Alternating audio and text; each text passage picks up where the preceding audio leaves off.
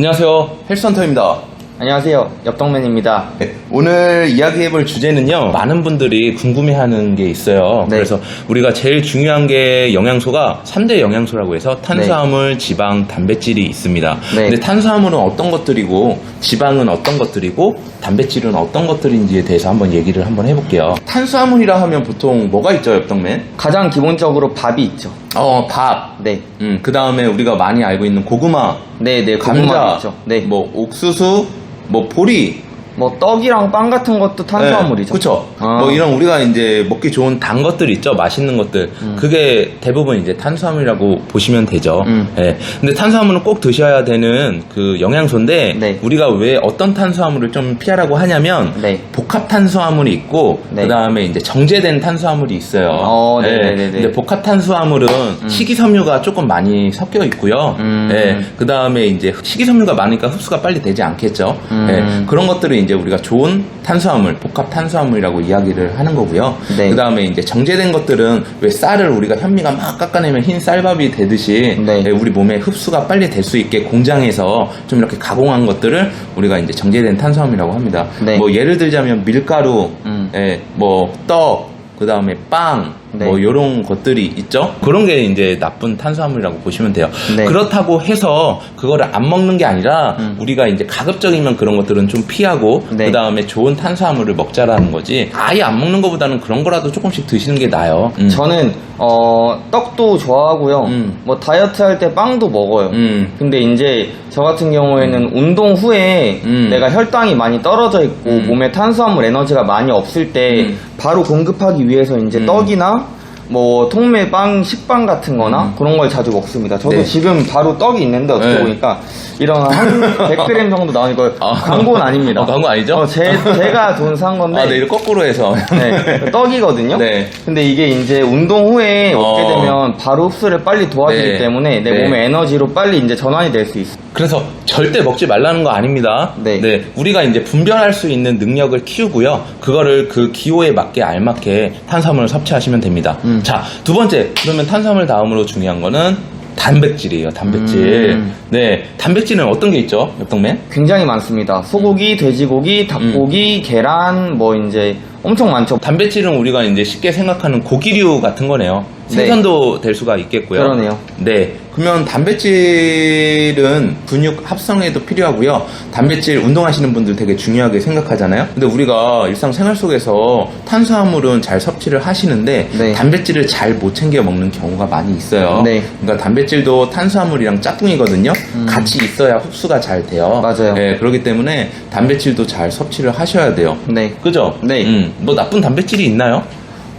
나쁜 단백질이라고 하면 저는 잘 모르겠어요. 다 모르겠어요? 괜찮은 것 같아요. 네. 다 괜찮죠? 네. 근데 이제 지방이 조금 많이 섞여 있는, 드시지 말라는 얘기가 아닙니다. 네, 네. 그런 거는 이제 알고 드셔야 된다는 얘기입니다. 네, 네. 또 굳이 말하자면 요즘 단백질 챙겨 먹어야 되니까 단백질 쉐이크라든지 보충제, 네. 이런 단백질 음료 제품들이 많이 나오잖아요. 네, 유청 단백이라고 맞아. 하죠. 뭐 유천 단백이라든지 대두 단백도 쓸 수가 있는 거고, 그 다음에 카제인이라든지 뭐 이런 게 있는데, 네, 네, 네. 그것도 그렇게 식품보다는 그렇게 좋은 단백질이라고 볼 수는 없습니다. 네. 그래서 뭐 그렇게 나쁜 단백질은 아니지만 흡수가 빨리 되기 때문에 피부에 좀 트러블이 날 수도 있고, 네. 그다음에 조금 안 받을 수도 있어요. 그다음에 간에 조금 무리를 줄 수도 있고.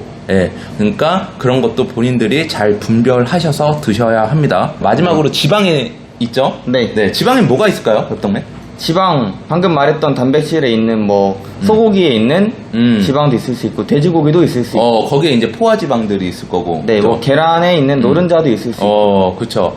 그 다음에 뭐 이제- 견과류. 그쵸, 견과류도 예. 있을 수 있고 뭐 이제 식물성 지방들도 있을 거고, 많이 있죠. 그 다음에 네. 우리가 유제품에서 먹을 수 있는 뭐 지방도 있을 거고요. 우유. 네, 우유, 뭐 치즈, 버터, 이런 게 될 수가 있겠네요. 네, 맞아요. 근데 이제 지방은 크게 두 가지 종류로 나뉘죠. 아니, 어떻게 보면 세 가지죠. 그래서 포화지방, 그 다음에 두 번째 불포화지방, 그 그다음에 세 번째 우리가 뭐 많이 나쁘다고 얘기할 수 있는 트랜스 지방 예, 이렇게 한 세 가지로 볼 수가 있는데 네. 우리가 포화 지방은 아까 말했다시피 고기류에 많이 들어 있고요. 네. 예, 불포화 지방산은 아까 말했던 뭐 식물성 지방이라든지 생선류 예, 많이 들어 있어요. 네. 그다음에 이제 트랜스 지방은 우리가 이제 그런 식물성 지방들을 오래 이제 보관하거나 관리하기 쉽게 만들려고 거기에 이제 화학 성분을 조금 넣어서 액체를 약간 고체화한 거잖아요.